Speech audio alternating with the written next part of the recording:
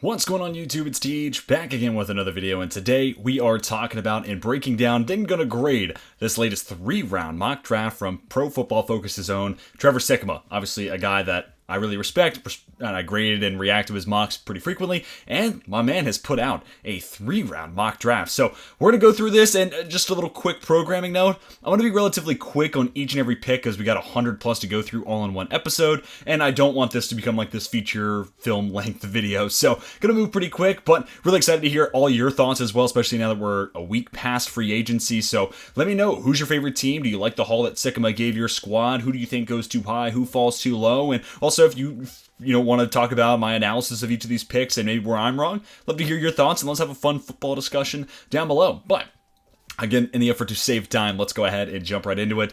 Be really quick here off the top, because CJ Stroud, he's the betting favorite to go 1. Makes sense. Carolina needs that future franchise quarterback. You're out to a good start there, Trev. We're not buddies like that, but I'll call him Trev.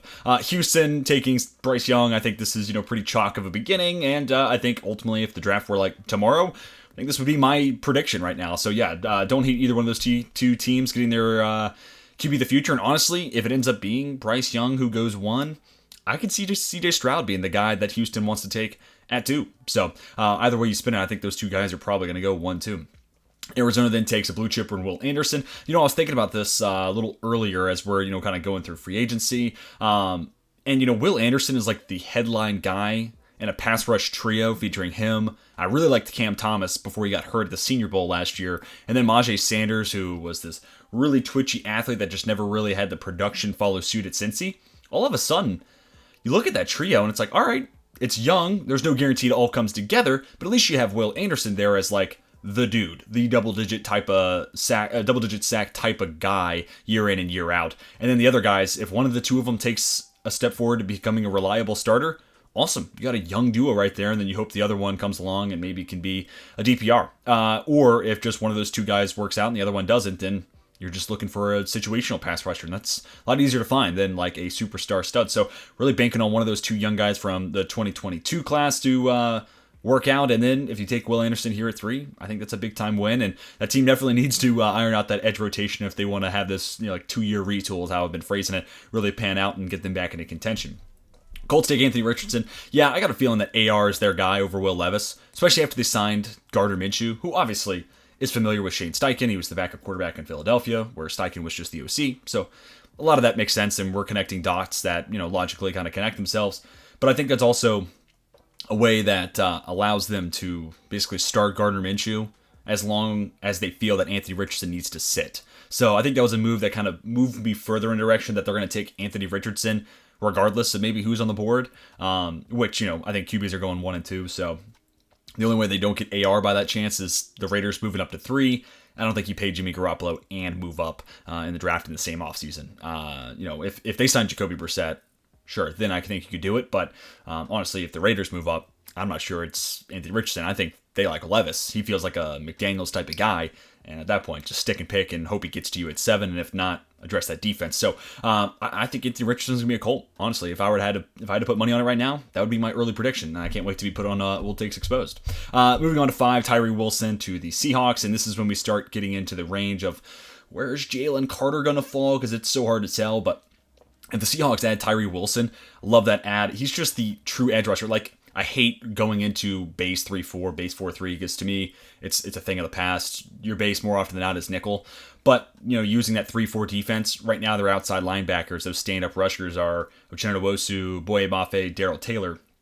And Tyree Wilson has a drastically different body type as well as skill set. So I really think he rounds out the group they already have, while also giving them a big-time boost in run defense right away, because Mafe doesn't really play it that well. Nwosu, if there's a second thing that he does well, it's being able to drop back into coverage. And Darrell Taylor, I'm still thinking of him as primarily a pass rush first type of guy. So Wilson gives you that ability to stop the run at a better level. And then also, I think given 6'6", 285, maybe there's some potential that he kicks inside and he's 3-4 D end. I think they've kind of addressed that position this free agency with Draymond Jones and Jaron Reed. I don't think Jaron Reed should stop you from doing that with Wilson if you think that's the best position for him. But nevertheless, when you go to your nickel, I think he could kick inside and be someone who's lined up against guards. And dude, his strength profile and his long arms. I mean, traditionally we're talking about tackles. If they don't have 32-inch arms, they move inside to guards. These are short-armed dudes who would be going against Tyree Wilson his 86-inch wingspan. So, like, literally put your hands into someone dude's chest and put that guard back into the QB's lap. I think that's something he could be really, really special at. So, like that pick a ton for Seattle. And, you know, it's mocked fairly common, but nevertheless, I don't think it's a bad thing. And I don't think it's for any bad reasons. I think it's a logical pick and it's a good fit. So, that's why you see it so much. The Lions, look, I know they added Cam Sutton. And, hey, I'm a Steelers fan, so I like Cam Sutton. And I know they added Emmanuel Mosley. But you know, the Sutton contract, I think, more affects maybe the plan to take a safety, depending on how they feel about Tracy Walker. Mostly, there's no guarantee he stays healthy or that he comes back after 1 year. And there's no guarantee Jeff Okudah works out. So you have question marks at potentially 2 of your starting outside corner spots. Sutton can move from inside to play out. I kind of like him more as the nickel guy. So I still think corner's in play. And honestly, that'd be the route I'd go, especially if Tyree Wilson weren't there. You could go into your defensive line, but, you know, again, you have to ask the question, how do you feel about Jalen Carter? I think that's going to be a team-by-team thing, because I've had some Lions fans tell me that, you know, they think I'm crazy for not having him go to Detroit at 6, and I've had some tell me that apparently there have been quotes about Detroit not wanting him even if he falls to 18. So there's just so much to be figured out. Obviously, he pleads no contest. He's not going to serve jail time, so there's a little bit more clarity, but not really in the ways of like how teams feel about it. So I like Christian Gonzalez. I think this would be the pick I'd make right now if I were the Lions, because again, no guarantee Okudah works. And if you draft Gonzalez here, I would not pick up the 5th-year option on Okudah. If he works out, great. We'll figure out that extension, maybe franchise tag him. If he becomes that top 3 pick, great. But if not, you already have Gonzalez there. You can move on a lot more easily. Raiders take Will Levis. Again, I think this is kind of the Josh McDaniels dude. I think he's got a lot of the traits. He's my quarterback too, for reasons I've said thousands and thousands of times before. And I am here to take on the Will Levis project, and I'm a big Will Levis believer. So I don't know necessarily if Josh McDaniels is the guy to fully maximize it, just given what has happened while he's been a head coach. I think he's a good OC, but everything as a head coach doesn't really lead me into feeling warm and fuzzy about him being the guy who can crack Will Levis. But nonetheless, if he came into the Raiders' sights and he made it all the way down to 7, I could see him being a guy who sits behind Garoppolo. And I think, you know, Garoppolo's contract really just guarantees him 1 year as a starter. So I could totally see something like this playing out. I think Levis is ready to start right away. But hey, if he sits for a year, I can't see how that hurts him, you know, per se. So don't hate that pick whatsoever for the Raiders.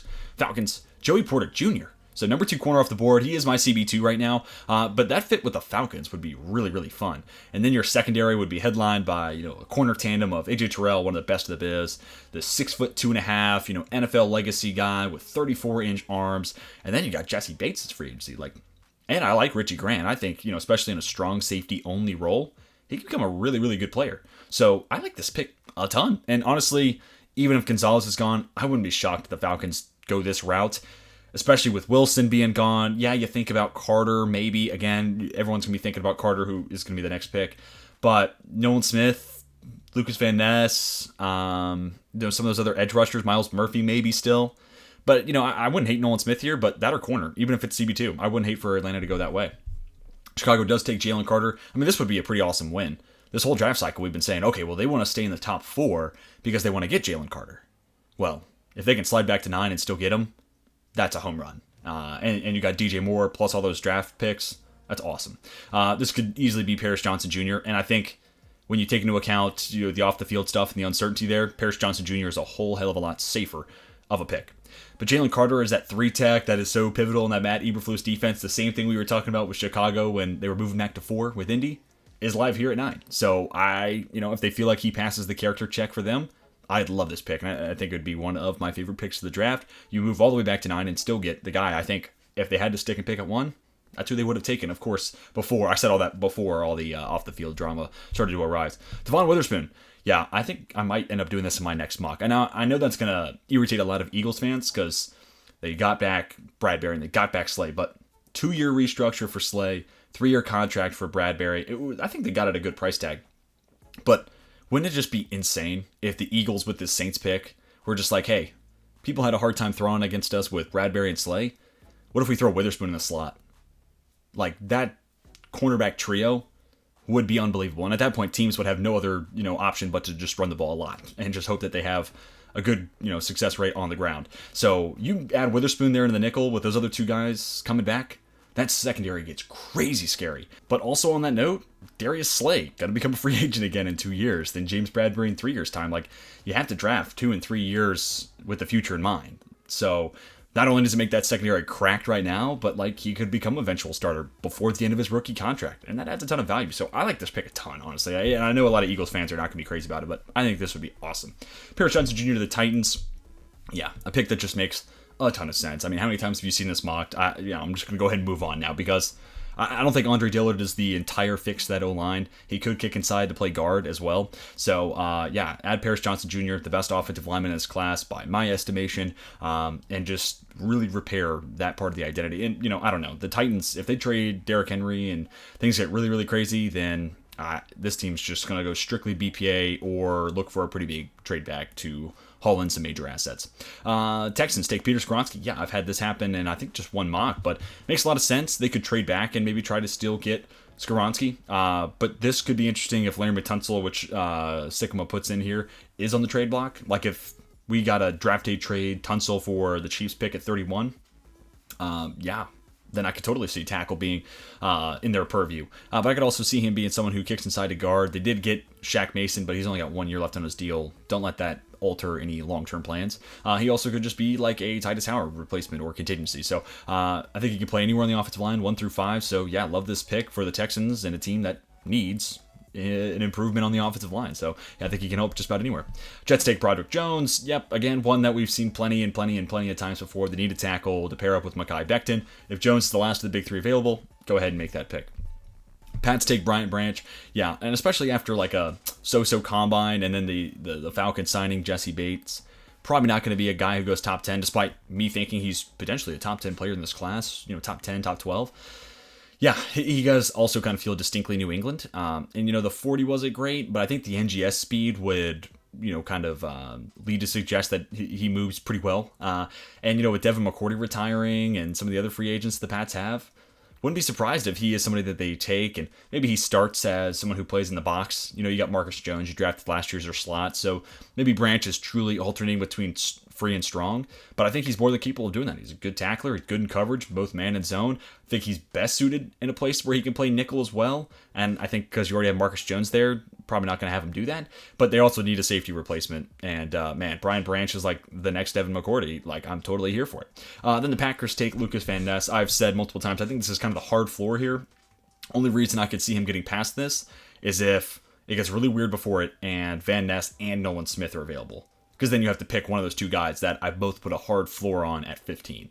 But I think a lot of weird things would have to happen for both those guys to be available at 15. And in this case, they both are. But Lucas Van Ness is going to come off the board for the Packers. Love him as a potential Preston Smith replacement. Keep him there in the good old American Midwest, Iowa to Green Bay. Feels blue collar. But also inside flexibility. So, could be someone that you rotate in replacement of, Dean Lowry, or something like that. And depending on how well Preston Smith's playing, you could have, that nickel, passing situation defense out where, Van Ness is about 275 now, so it's not necessarily the biggest guy, but in passing situations, I think that's enough, just enough to be able to play inside a guard, and you can keep Rashawn Gary then and Preston Smith on the outside. But again, I think this is Preston Smith replacement written all over it, and I'm a big fan of Lucas Van Ness. I like him a lot. Good speed to power guy, but also decent amount of bend. He's a good young player as well. Didn't see the field a whole lot at Iowa because he is young. That to me is just like, yeah, let me go ahead and do Iowa's job basically for them. The Commanders take Anton Harrison and the Steelers take DaJuan Jones. So we got 5 tackles off the board in the top 17. Okay, wow. And, actually going back and looking at it, Witherspoon went 6, Porter 8, yeah. And so, 3 corners in the top 10. Wow, I have no idea what the second round portion of the video is going to look like. But nevertheless, I think the Commanders are probably out on the O-line market, especially in the first round. You bring in Wiley to start at right tackle, which I think you can definitely do better than Wiley. But a 3-year contract signals that they're relatively serious about him. And then they also, sign a guard in Josh Gates, multi-year contract. Now, do I think you can do better than those guys? Sure. Just like I thought you could do better than Andrew Norwell, and I thought you could do better than Trey Turner. But that's who they ended up rolling with, and I could see them continuing to just want to roll with veteran over veteran over veteran. So I think this would be corner, but at this point, we've also had the top 3 come off the board. I don't know. I don't think this is too high for Deonte Banks. I don't think it's too high whatsoever. Or if they really like Cam Smith. I mean, maybe a little rich for Cam Smith, but I think it'd be a really good fit in that defense. So I still lean corner here for Washington. And then Pittsburgh, yeah. I mean, I'd rather be Anton Harrison personally, my OT3, but man, 5 tackles off right around the midway point of the first half of this first round. So yeah, DeJuan Jones, I mean, he's an upgrade for the Steelers' offensive line that I think can get an upgrade 1 through 5. So play him at right tackle. You move Chukwuma Okorafor over to left side, and hope that he's an improvement over Dan Moore. And anywhere Pittsburgh can find an O-line upgrade, it's worthwhile. So I don't love the value of Jones at 17, to be honest, but I know Mike Tomlin and the Steelers are heavily invested in trying to find an upgrade there, so it wouldn't surprise me whatsoever. Nolan Smith to the Lions. This is an interesting one because he's going to truly play on the edge. Like some of the other bigger bodies like a Tyree Wilson or Miles Murphy that have that inside flexibility, I think are a little bit better fits for the Lions, but at the same time, draft good football players and figure out the rest later on. So Nolan Smith in a rotation with James Houston and Aiden Hutchinson is pretty awesome sounding to me. And he's also a guy, since he's already a good run defender, he can do the early down stuff. So maybe it's him and Houston kind of working out in a platoon and, sharing snaps that way. I'm here for that. Or, yeah, maybe it's him and Hutchinson too. I don't know. Again, don't really know how this would come together for DC Aaron Glenn, but he's a good football player, and I think he's going to be off the board by 18. So if you get the chance to take him, go ahead and take him and then figure it out later. So don't hate that pick whatsoever. Tampa Bay takes Darnell Wright, so 6 tackles in the top 19. Goodness. And I know Sikkema likes Darnell Wright, so I'm surprised he's number 6. But yeah, I mean, how this would make total sense. If they're going to move Tristan Wirfs over to left tackle, then yeah, let's just plug and play Darnell Wright at right tackle. Sounds awesome to me. Seattle, Jackson Smith-Njigba, first wide receiver off the board. Yeah, and I'm starting to think that if I was, I am a betting man, but if I'm going to put money on it, I think JSN is your first wide receiver off the board. And I think he's the perfect slot wide receiver for Seattle. I think he would be an awesome addition. Right now, he'd be, the guy on the inside with Lockett and Metcalf out wide. But then, when you move on from Lockett, it's JSN and DK Metcalf's, passing attack. It's their world, and we're just living in it. So love that fit a ton. And I really do think it adds another element to that offense that Seattle just doesn't have right now. Will McDonald, the Chargers, also like this pick. Not one that I've done yet, but as insurance for Khalil Mack and Joey Bosa, 2 guys, unfortunately, that have continued to battle injuries. But while those guys are healthy, yeah, he'd just be a DPR situational guy. But nonetheless, for a team that's as good as it is and was as damaged as it was last year by those guys being hurt, I think this is a worthwhile investment. And man, if they get that third pass rusher, I don't know if you can play all 3 of those guys at the same time. Maybe Bosa could slide inside. That'd be fun. But man, if they get that third pass rusher and solidify that as a true strength of that roster, I think it's really, really scary. Deonte Banks to the Baltimore Ravens. This fit would be crazy good. I'd love him pairing up with Marlon Humphrey. Mike McDonald ran a lot of zone, and I think Deonte Banks, given how good of an athlete he is, he has that. But also, just for when you need it, go man press with Marlon Humphrey and Deonte Banks. Just take away 2 outside wide receivers. I would love that.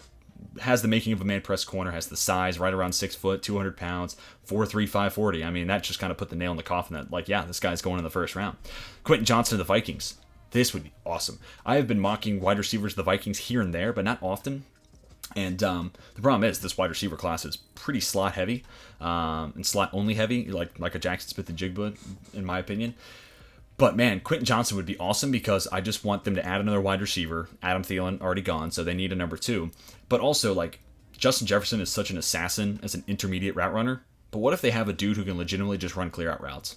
If they can just have somebody who takes that type of attention away from Justin Jefferson, he's gonna have 2,000 yards receiving year in and year out. He's gonna be cracked. He's gonna be insane. So I would love this because you get a number 2 wide receiver, but you get a guy who could be the clear out dude for Justin Jefferson. He needs any help. He actually does need help. He needs another wide receiver. But those clear out routes, this guy's one of the best route runners in football. He doesn't need help there, but would love if the Vikings could engineer that extra help for Justin Jefferson. And I love Quentin Johnson. He's my number 1 wide receiver this year, so would love that value. Cam Smith to the Jags. I think they're looking at an inside guy. I mean, they could be looking at an outside guy. Personally, if I were the Jags, would be looking for an inside guy because Darius Williams just plays better on the outside. You just signed him last offseason, so roll with that. Find a guy who can be that nickel safety hybrid. If Brian Branch can fall into your lap, perfect. Maybe try to find a way to move up in the second. Antonio Johnson's starting to feel like a guy who's fallen into second round kind of. Just consistently falling into that in every mock draft I look at. So he's just a second round guy right now. It feels like he's in that territory. Could the Jags make a move for him? That'd be my preference over Cam Smith, but hey, add good football players, figure out the rest later, even if that means Williams isn't your guy because he can't play inside. Draft good guys, get younger, get cheaper at the position. Then we get Zay Flowers going to the Giants. Yeah, I like this a fair amount. I also like them bringing back Sterling Shepard on the cheap. And I like a lot of what the Giants have done for the offseason. Minus the Daniel Jones move. I'm not, crazy about that. $40 million a year for a so-so quarterback at best for what we've seen so far. I'm not crazy about that. But getting him a wide receiver, in theory, makes him better. So love that. Inside-out versatility based off of whatever happens with Wan'Dale Robinson and however you feel about him. So yeah, and plus that speed, that over the top, that playmaking. Daniel Jones targeted the middle of the field a ton, but I'd love to see if they could take it to the next level and get some over the top action in that offense. And Zay Flowers is that type of guy, while also being super slippery after the catch, so he makes a big impact at two different areas on the field. Cowboys take Bijan Robinson. Yeah, this almost feels inevitable right now. Like, cue the Thanos snap. I'm actually wearing the Marvel shirt too, so yeah, I could totally see this happening, especially now Zeke's officially gone. Pair him up with Tony Pollard, but then it's just a year of those two, and then it's Bijan's backfield with someone else. Maybe they bring back Pollard, but I think he's going to fetch a good market next year if he comes back and shows he's healthy. Nevertheless, this would be an awesome tandem, and Bijan is one hell of an upgrade over Zeke Elliott, especially with what we saw of Zeke, over the last, 2 years, 3 years. So, yeah, and plus also great pass-catching value here, and all the pass catchers we can put around Dak Prescott, I want to do it. 27, Bills take Osiris Torrance. Yeah, I've done this a ton. He may not be the perfect offensive lineman for that scheme, but he's an offensive lineman upgrade, and they need it. So, and also he handled a really good change in scenery and level of competition from Louisiana Lafayette to Florida. So I think there's more room for him to grow. Maybe it's adapting to the Bills blocking scheme. Or obviously there's going to be a steep level of competition jump. Florida plays in the SEC, but the NFL is obviously a different beast. So I'm excited for Osiris Torrance. Best guard in the class by my estimation. And man, every mock I look at, he goes lower and lower. And I'm not entirely sure why. I think it's because we get excited by the shiny toys, right? Corners and wide receivers and quarterbacks and some of those other crazy playmakers, right? And some of the tight ends this year too, I think can kind of get swept into that. So guards are kind of, the boring. They're the vegetables of the plate, and because of that, they kind of fall. I bet Osiris Torrance is off the board by 27. Cincinnati takes Darnell Washington. Yeah, and I like this. I still think they go tackle because there's no guarantee Jonah Williams gets better, and he's playing on the fifth-year option, so no guarantee he's back after next year. And then Lyle Collins, can you count on him staying healthy? I still don't rule out tackle here just to solidify and make sure no matter what happens, you have two starting capable guys there to bookend for one of the best offenses in football. And it's been paramount. It's been their MO over the last couple of off seasons. Fix the O-line. So now slightly branched off of that is Darnell Washington, who basically would be a sixth offensive lineman, while also giving you a tight end of the future at 6'7", 265, and someone who runs really well at that size, 4'6", 40. So love that. Can tap into his untapped potential as a pass catcher. I think there's more that he could add to his route tree. I just don't think he has it yet because Georgia didn't ask him to do it. So don't think it's that he's incapable of doing it. It's that he wasn't asked to do it, which I think are drastically different things. Plus, the blocking here is about as big a win you can have.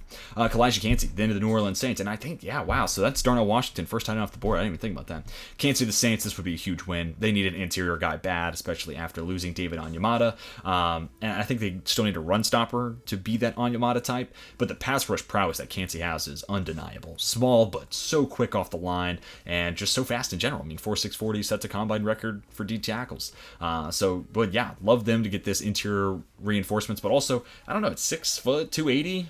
Could he play on the edge? Maybe. I bet the Saints are the team that would be willing to make that shot. Eagles take Adetomiwa Adebawore. Yeah, I'd like this too. Dude, only 280 pounds, so maybe a little light to play inside, but they prioritize defensive line depth, so whether it's him gaining weight to maybe be that partner with Jordan Davis, to me, he's more of like a 3-tech out wide guy, so like 3-4 D-end. Again, I hate using that, but that's just the simplest way to explain it. 3-4 D-end, or he's going to play outside linebacker. He's going to play 3 to 5 tech versus like Carl Brooks, who I think is like 3 to like 2-2-I type of guy. And I don't think he'll ever be a nose, but I'm sure we'll talk about Brooks later. But Adetomiwa Adebawore, even if it's just like edge reinforcements, I think that's a win. This is a team that prioritizes that. Good value here at 30. Chiefs at 31. Dalton Kincaid, man, could he be that Travis Kelce replacement? I'd be interested in finding out, right? So yeah, really good tight end, good athleticism, good route runner, and only so long you can hold on to Travis Kelce. So Kincaid at 31. That might be a pick I had to steal. Keanu Benton to the Steelers. Would love that pick a ton. And here, round 2, round 3. Even though I will say I think day 2 is the strongest point of this year's draft. Kind of like last year. Not a whole lot of blue chippers. So really round 2, round 3 I think is when we're going to find who wins the draft. But I have to be quicker here just so this video doesn't get crazy long. Keanu Benton to the Steelers. Would love to see them get that nose tackle. They've been missing that that top tier, really since Casey Hampton, really. It's been that long since they've had that type of dude in the mix. Michael Mayer to the Texans. Man, this would be awesome value. He's the third tight end off the board. Limited athlete, but the Texans use a tight end, so I don't think they're being picky. Cardinals, Jahmyr Gibbs. This probably wouldn't be loved by Cardinals fans just because they have so many holes in so many different places, but add a good football player, figure out the rest, and plus they have a little bit of leeway in regards to time with this rebuild. So pairing him up with Kyler Murray would make for a really electric backfield. My concern with it though is like, who's Gibbs running behind? That interior offensive line right now is like Will Hernandez and who? And Will Hernandez is so-so right now. That's all we've really seen him play at. So, yeah, him behind that O-line feels reminiscent of Najee behind the Steelers O-line when he was a rookie.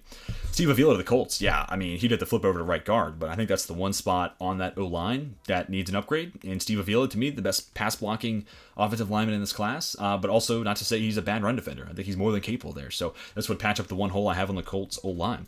BJ Ojulari to the Rams. Yeah, I think they're going to go BPA. So if Ojulari's that guy, it'd be awesome. Plus, they needed edge before Leonard Floyd got cut, and now he got cut. So yeah, that's desperate need. I would argue with Leonard Floyd, it was almost as bad as our offensive line, but I would argue now it might be the single biggest need on that roster. Because at least you have Rob Havenstein as a capable tackle, and Joe Noteboom looked bad last year, but has played good football. Right now, I don't know anything about their edge group, like honestly. So yeah, I think that's definitely an area they should address, especially if it's like a BJ Ojulari right there staring you in the face. I think that's good value. Seahawks take Joe Tippmann.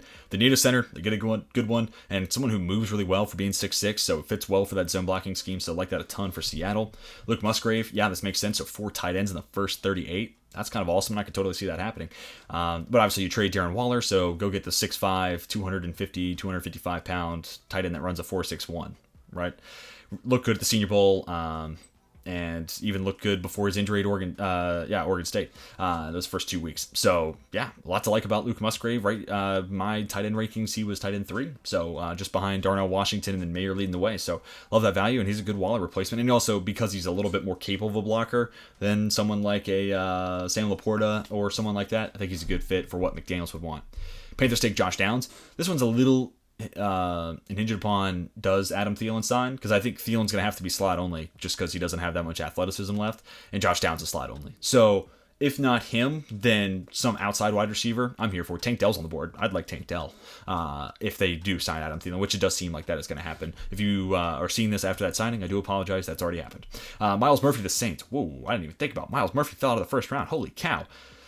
Yeah, I don't see that happening. My mock this past weekend had him falling all the way to Buffalo, and I like that. I thought about him going to Tampa Bay, maybe at 24 too. So I don't know, man. I don't really see the Saints passing on him. He is the New Orleans Saints type, like this uber athletic, freaky edge pass rusher. He's not getting past the Saints, in my opinion. But also, I think the Chiefs would be crazy not to add him. And why would the Eagles not add him at 30? So yeah, the Saints through the Chiefs alone, I just can't see that happening. But if he does, dude, he ends up in the Saints' lap here at 40. Total New Orleans move here. And they wait till the second round to do it, which I think is unreasonable, but never say never. John Michael Schmitz to the Titans. Okay, I think he comes with guard flexibility, so maybe it's a move to the inside. So doubling up on O-line with the first 2 picks. That feels rebuild. So maybe Trev here is thinking that they're going to move on from Derrick Henry and just kind of blow this whole thing up. The Cleveland Browns then. They take Jordan Addison, who also falls to the second round. Man, I know that 40 time wasn't good, and the back strains are a little concerning, but second round? Sorry, Trev. I don't see that happening. But, yeah, I obviously respect his opinion a ton, so maybe it's possible. But if it does happen, him and Amari Cooper in a 1-2 punch, Addison would move inside of the slot. You could even rotate him and Coop in that role. That could be crazy fun. And that would, if Deshaun Watson didn't provide then, you will have certainty that that trade was the worst mistake in the Cleveland Browns, franchise history. But I think if you add Addison in the mix with Coop and Donovan Peoples-Jones, I have a hard time thinking it's not going to work out. Tuli Tuipulotu then to the Jets. Yeah, they could use one more edge rusher, so I don't hate that whatsoever.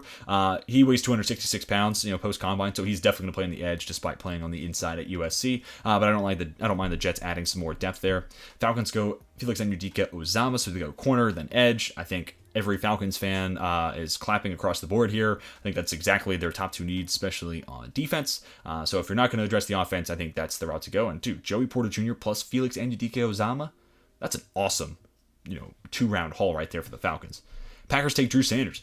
I would be interested to see how they use him, right? Like, you extend Devondre Campbell, right? And then you draft Quay Walker. Like, I guess here Drew Sanders would just play outside linebacker. But you also already drafted Lucas Van Ness. So I guess my question would be, do you see Van Ness as like that 3-4 DN and Sanders playing out wide? Or are you just truly going BPA both times and this just happened to be the guy who's best player available? If that's the case, then I respect it. But yeah, I'd be interested to see how they would deploy Sanders with the guys they already have. And then how would that affect Lucas Van Ness? So interesting. Matt Bergeron to the Patriots. Yeah, he kind of feels like a Patriot. Maybe it's because he already plays in like the Northeast at Syracuse. But yeah, really good across the board. Nothing that's maybe super flashy, except for maybe his strength profile and the fact he's a pretty solid run blocker. But other than that, nothing that's like going to write home about. And even that, it's like he's B's across the board. And then like his like strength profile and run game, run blocking game is like B+. So it's like, yeah. It's a little better than everything else, but still nothing that's like, okay, this guy is a specialist if this is what you're looking for. So, like that pick a ton, and they still could add another tackle in the mix. So, I know they got Riley Reif, and at the time of this recording, no other major moves. But, Riley Reif, Matt Bergeron, at least gives you a stable-ish floor. Washington Commanders take Emmanuel Forbes. Yeah, 166-pound corner is just going to be, subjective as it gets. Like, how do you feel about that? So I'm kind of looking late 2 into the 3rd round for Forbes, but I could see Washington, if they forego it in the 1st round at corner, then it becomes a need here, and if Forbes is the best guy available, yeah, I'm here for it. Brian Brzee, yeah, I also don't see Brian Brzee getting outside the 1st round.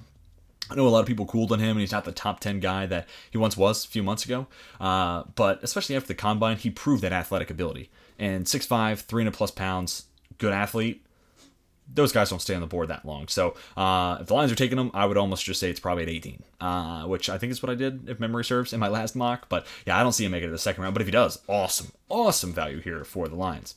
Then the Steelers go Keely Ringo. Man, still in the top 50 here, but that feels pretty low. So I'd love it. Again, as a Steelers fan, I would love it. Give you that potential number 1 shutdown guy moving forward. Has man press ability written all over him, but also 4.3, 640 times. So feel comfortable trying out zone coverage. And Pittsburgh's going to mix it up, get him in the building with Terrell Austin and Mike Tomlin, and I trust in those two a ton. So coming from a guy who's a fan of the Steelers, this would be one of my favorite picks of the draft, no doubt. Bucks take Jack Campbell. It's not necessarily off the board because Levante David's back on that 1-year contract, but for a year, basically, you'd be using Jack Campbell as a special teamer only. So I don't know if they'd go this route, but I wouldn't hate it either. And you do.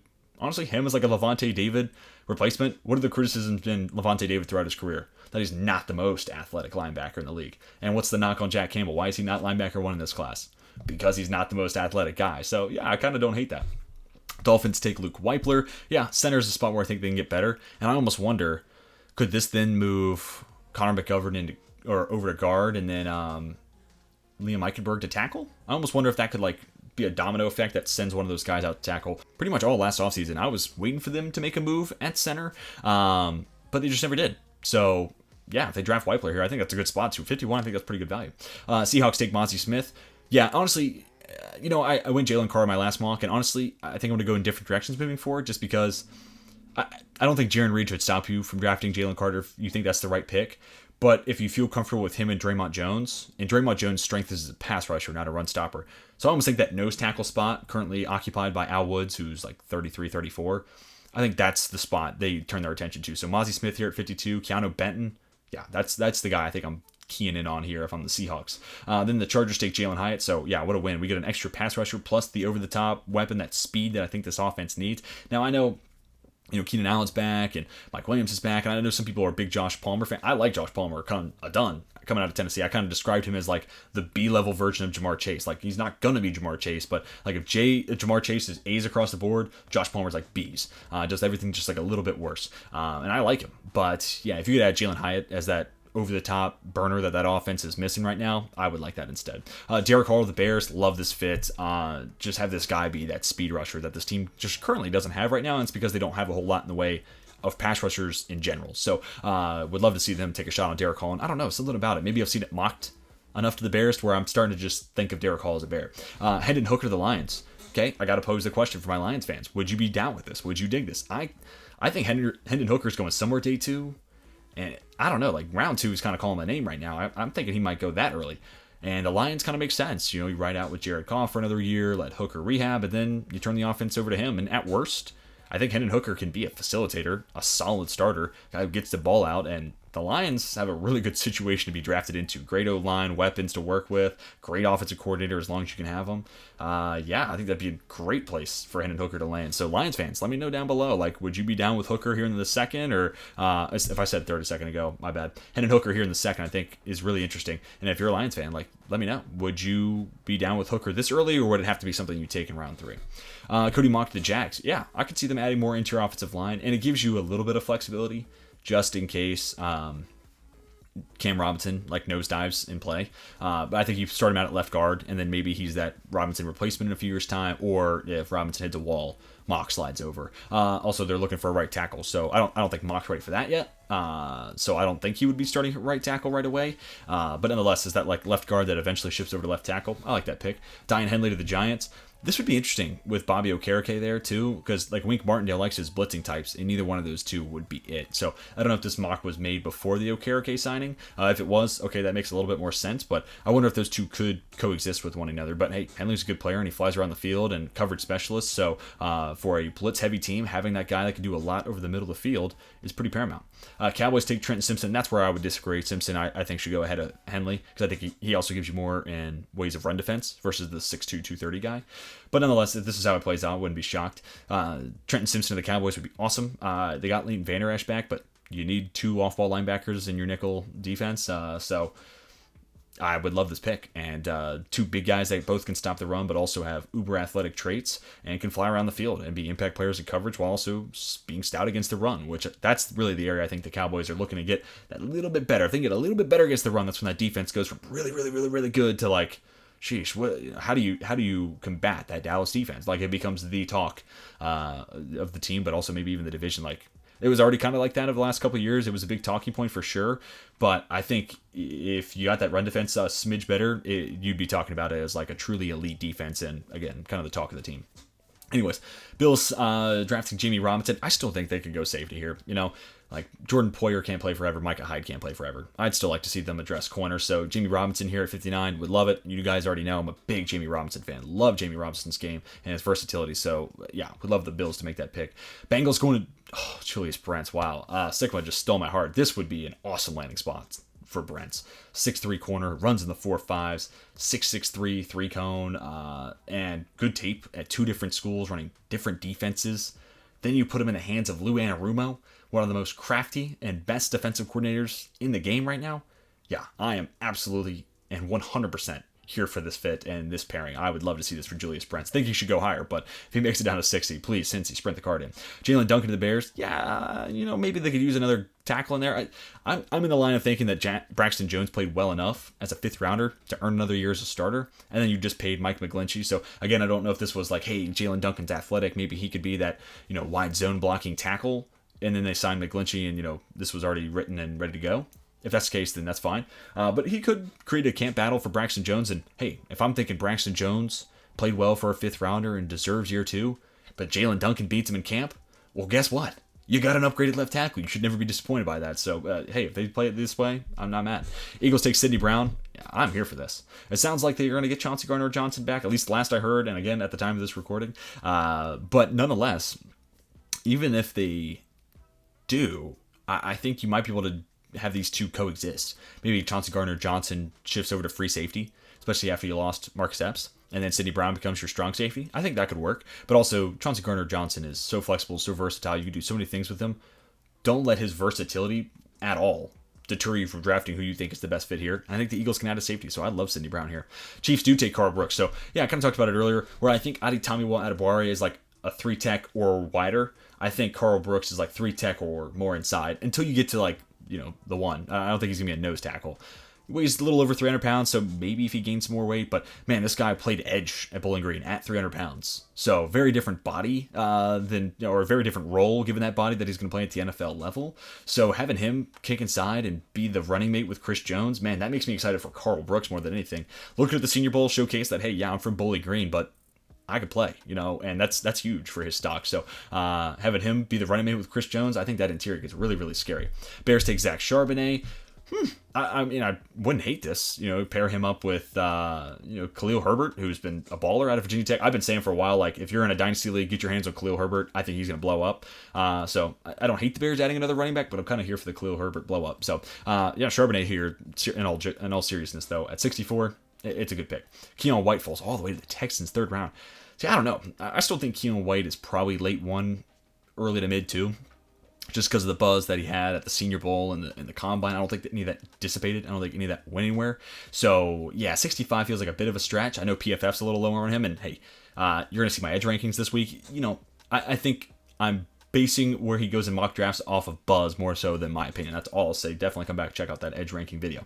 Cardinals, Tyreek Stevenson. Man, this would be a great value too in a team that needs corner. And Stevenson, man press specialist with, I think, good enough athletic ability to be able to do more in zone. Then Jordan Battle, the Broncos. This is perfect to me. Pair him up with Justin Simmons. They'd be a great split safety duo, but also you could have Justin Simmons play over the top. He could be the high safety, and then you rotate Battle down in the box, and he just becomes your Kareem Jackson replacement. I love that a ton. Broncos then draft Cedric Tillman. Well, we know they're in on the big body wide receiver market. I think Tillman's going to play wide. I think they were looking at Lazard to kind of be Marquez Callaway, essentially, when he played for the Saints and under Sean Payton, be this big, strong, good blocking guy that can play in the slot. I think that's what they were looking at with Lazard, but nonetheless, also reports that Jerry Jeudy and Cortland Sutton could be gone, which to me, like, why? What are you doing? But, I mean, let Sean Payton do his thing, right? So, if that's the case and they lose both those guys, can't rule out wide receiver here at 68. Freeland to the Rams, I could see this. I think Havenstein, he's also getting closer to 30. Maybe this is in like replacement of Rob Havenstein, but as long as you have Havenstein, I think you're set at right tackle. And then Noteboom, I think you give him another year at tackle. He's got 1/2 a season of playing really good football in some big spots, and then another half year of football where he played bad. So which do you weigh more? The half year that he was really good on their postseason run, or the half year where he struggled at the beginning of the season, and who knows what could have followed. So I think they're okay at tackle, but this is good value. You never know what this rebuild has in store if they are truly going that way. Raiders get Darius Rush, long arms, played well at the Senior Bowl as well. Kind of an overlooked guy just because Cam Smith exists and they're coming from the same school, but I think this would be awesome to see the Raiders add this type of guy into the mix at corner, and they need any and all cornerback help that they can get. So Darius Rush at 70, I'm here for it. Tank Dell falls all the way to 71 to the Saints. I would love this to add another burner in the mix. They did lose Deontay Hardy, so have Tank Dell and Rashid Shaheed just be the big plays waiting to happen on top of, the like runner-up and AP Rookie of the Year last year, Chris Olave. He's pretty good at that as well. And then to get back Michael Thomas, hey, you could never have too many weapons in my opinion. I just don't think he's going to make it to 71 if I'm honest. Titans take Michael Wilson. This is interesting. He could be the possession underneath guy, and then Burks does your end around, yards after the catch stuff, while also having that little bit of deep threat eligibility, not eligibility, but deep threat capability. Yeah, I don't hate this whatsoever. I think there's a different wide receiver. I'd prefer someone with more speed, if I'm honest. But wouldn't hate this whatsoever. And it's one that I haven't really thought of as a pairing. So I dig that. Houston takes Tajee Spears. Yeah, okay, Spears paired up with Dameon Pierce. I mean, dude, good luck being a linebacker. Because with one guy on the field, it's like, okay, cool. Then you're going to get tired. The other guy subs on, and you have to tackle Tajee Spears. So good luck with that. Like, that would be just like, that would be an identity-making type of pick. You pair up Tajee Spears with Dameon Pierce, you are looking to inflict harm in the run game. You're going to be, that's your MO. And you're going to be a nightmare for people to face when it comes to tackling, which, I'd rather than, I think you already have Dameon Pierce. Let's get a little bit of spark here. Like Devon A-Chain, could we go A-Chain if we're going to go running back here? A-Chain was like the speed, and Pierce is the power instead of doubling up. But, hey, I can see where they opt into this, like, no, we're going to be bruising, and this is our identity, so we're going to take Tajee Spears. Jets get Antonio Johnson. I don't think he falls to 74. Like I just said, he feels like a guy who's in like second round territory right now. But 74, man, that feels way, way too low. But would love that fit with the Jets because I think they could still add one more safety. Falcons get Chris Smith. Again, I don't know if this was filmed before the Jesse Bates signing went live because this is an over-the-top free safety and they just signed one. Now, could you play both? Potentially. And would I be here for it? I would love to see that. Could you run some split safety with basically two guys that should be single high free safeties? That feels like it would be an insane combination, but doesn't know if it would actually work. It sounds good in theory, but no proof of how it would work in real life. But so yeah, I don't know how to feel about this one because I don't know if it was done pre or post Bates signing because it feels like pre-Bates signing. But if it's post, I'd just be interested to see what that would look like. Foskey to the Patriots, man, he lasted on the board a while, and he's always an edge rusher that for whatever reason, just lingers and just keeps staying on the board and staying on the board and staying on the board. But if he does make it all the way to 76, I'd love to see the Patriots take a shot on him. I think they can add more edge, and if Foskey falls in the lap, go ahead and put the card in. Garrett Williams, the Rams. I would love this. High upside type of play here. A guy who, who knows, if he doesn't get hurt and ends 2022 on a strong note, I mean, he could be someone who's going to the top 50. Good athlete, good size, has the makings of a man press corner while playing in a zone heavy defense at Syracuse. So really interesting blends of background, and the Rams have no one at corner right now. So yeah, let's definitely add this type of guy to that type of roster. Packers take Sam Laporta. Hey, it's kind of a long time to wait for tight end, but I kind of like how it played out. You get some other big-time position groups addressed, and then Sam Laporta just is there waiting for you. So, yeah, I think they could definitely add a tight end. He's a good athlete. He's a solid pass catcher, good route tree, and pair him up with Christian Watson, Romeo Doubs, and let's just have a fun, young wide receiver core around Jordan Love. Like, the Packers are either going to be really bad, or they're going to be a fun, young squad to root for. Colts take Eli Ricks. You just lost to Stephon Gilmore, who was, over the last decade, maybe the best man coverage corner in the NFL over the last 10 years, maybe, and does a whole lot of line of scrimmage. So Eli Ricks, same type of, I'm not saying he's Stephon Gilmore, and he's also a little bit smaller in regards to height, not weight, but man, this guy, when he played at college, was an awesome man press type, and he's got an insane back pedal, so this guy will play at the line of scrimmage at the next level. So I'd be interested to see if he could be a Stephon Gilmore replacement.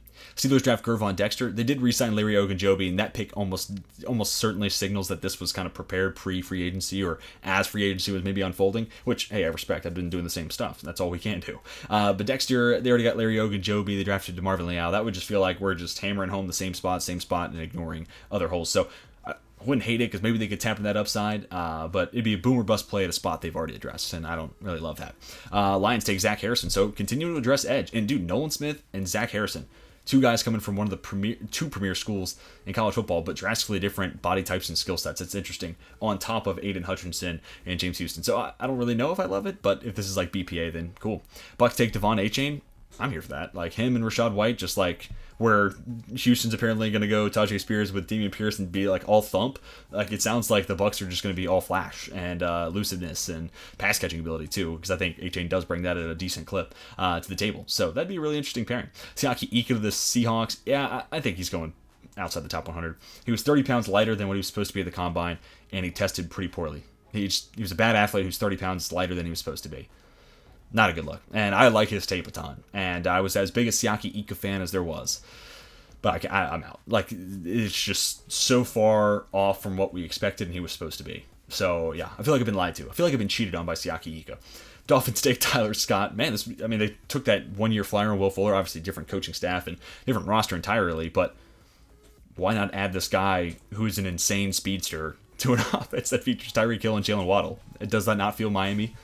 Chargers didn't take Tyler Steen.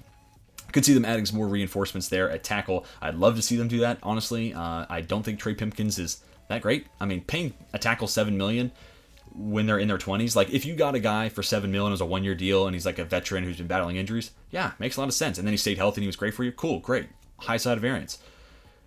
This is a guy that's been with you the whole time. You had to pay him $7 million a year. Sounds like he didn't have another market, and to me, signals that he's not that good. But I don't know. I mean, he was better last year than before, and that's what we'll say. And he is young, so you never know. But I'd like to see them be able to bring in some competition, no doubt. Ravens take Moro Jomo, get a nose tackle into the mix, and that's kind of the oldest part of that roster on a roster that has a couple spots that are pretty old. But yeah, I would love to see them get that next generation nose tackle. Vikings. When I say next generation, I just mean for Baltimore to be their next generation, not like Moro Jomo is like the making of the next generation of D-tackles. Felt like I had to clarify that. Vikings take Clark Phillips. This would be interesting because Byron Murphy, is he going to play inside-outside? Clark Phillips, to me, is going to play inside only. So if it's Clark Phillips to play the slot and they think Byron Murphy can play out wide, okay. I'm interested by that. I think that could be fun. But yeah, that would just leave me with a lot of question marks about what Brian Flores is looking for. Or are they just throwing random pieces at Brian Flores and being like, hey, you're good. Do your job. You got it. Hope not. Tucker Kraft then to the Jags. Yeah, add one more time in the mix. I mean, he, in a lot of ways, could be a perfect Evan Ingram replacement. I mean, what's the number one thing that comes to mind when I say Evan Ingram? His athletic ability. That's like the number one thing that you think of with why people continue to invest in him when he's had a lot of problems that would have had other tight ends out of the league. It's because he's a freak athlete for the position. That's kind of Tucker Kraft. Big combine winner. Looks like he's dominating lower level competition, but is that just because he's that much better, or is it because it's bad competition? we'll have to wait and find out. But yeah, I could see him. That would be really interesting. And also, those 2 tight end sets would be a nightmare for linebackers to keep up with. The Giants take Jaret Patterson. Yep, I think they're about a starter, maybe 2 away on the interior. So let's see them getting a just true plug-and-play starter in Jaret Patterson. Cowboys go Jaquelin Roy. Yeah, his combine was pretty disappointing. I think he's gone from this guy with maybe some pass rush upside to someone who just going to be a nose tackle. He's just going to be a run stopper. And, I think that's one spot where the Cowboys could still stand to get better, is find a true nose. Again, trying to make this team a better run-stopping unit. And Jaquelin Roy is still light enough to where, I think he could fit in with how much they move across that defensive line. So I think that could actually be a perfect fit. Chase Brown to the Bills, I don't hate that. You already have James Cook, but, Cook could be the dash, and then Chase Brown is as thumper as thumper gets. So I don't hate that pairing, but you just drafted a running back last year on day 2. You're fine. Go a year without it. I don't think it's going to hurt anybody. So I'd rather see them just go ahead and draft something else that's a more pressing need. Bengals go Jair Brown. Okay, interesting. Obviously safety is in play here. I still think Cam Taylor-Britt might be that strong safety, but let's just say he's not. Dax Hill, I think, becomes the free safety, and then it's a question mark of who's going to play that Von Bell role. So if they think Jair Brown's that guy, then definitely worth a pick at 92. Byron Young from Tennessee, good combine, only 250 pounds, and not necessarily the most insane arm length. So pairing him with Brian Burns kind of gives you a lighter edge group, and 2 guys that don't really stop the run all that well. Maybe 2 years ago, Byron Young was a little bit better against the run, but last year at Tennessee, he was not that good as a run defender. And he was also a guy that, that 4.34 40, I feel like I didn't see it on tape. So, maybe it's just untapped and he hasn't really learned how to play. Maybe it's false steps, too. I'd have to, really dive in and get some zoom-ins and get some close-ups. Maybe it's just got too many false steps and that can be cleaned up. But, yeah, it doesn't really do much in the way of being a run defender. So I think him and Burns, I would just leave you really wide or really light on the edge, and that makes me feel a little uncomfy. Eagles take Parker Washington. Quez Watkins is faster, but Parker Washington is probably better, right? You can at least do more things, right? Quez Watkins is kind of a one-trick pony that you can also do end rounds with. Parker Washington's got a legitimate route tree. He's also a really good yak weapon, so you still have that in his wheelhouse, while also having this sneaky ability to go win it in the air. So, yeah, I would love to see him be that wide receiver 3. Nick Herbig to the Chiefs. One more edge. Hey, if they like Herbig, great. To me, he's kind of a small, short-armed, unexplosive edge rusher. So I don't know, but he also has he looks NFL ready, and his play kind of exceeds those athletic limitations. So it's how do you grade that? But Zach Bond hasn't really done anything, and he's major Zach Bond vibes for me. So I don't know. I feel like I'm lower on him than a lot of people. But if the Chiefs want to add more edge rusher, what do I say all the time? They're a good team. They're gonna be playing from in front. They need edge rushers because teams are at the pass from behind. So if they feel like Herbig's that guy, take him at 95. Andrew Voorhees to the Cardinals. They feel perfectly situated to do that because it's a retool. So just you're going to be bad next year anyways. Let Voorhees full rehab, and then he becomes a starter year after that. Love that fit. Commanders take Rashee Rice. Interesting. Could you get a big body possession type in the mix with Terry McLaurin? And then I don't know who that future number 3 is going to be. I guess it's going to be Jahan Dotson in the slot. Unless De'Ami Brown has a major breakout. Yeah, it's going to be Jahan Dotson. But Rashee Rice is this 6'2", 6'3" possession guy, and he does that well. And then Terry McLaurin is really your one, and he does everything. And then Jahan Dotson from the slot, who is shifty and can make things happen with the ball in his hands, but also is really hard to stop in the air. Okay, I'm here for it. Sam Howell just put the ball in the air. Those 3 can all really go up and get it. I'd be interested by that. Then we get the Browns taking Byron Young.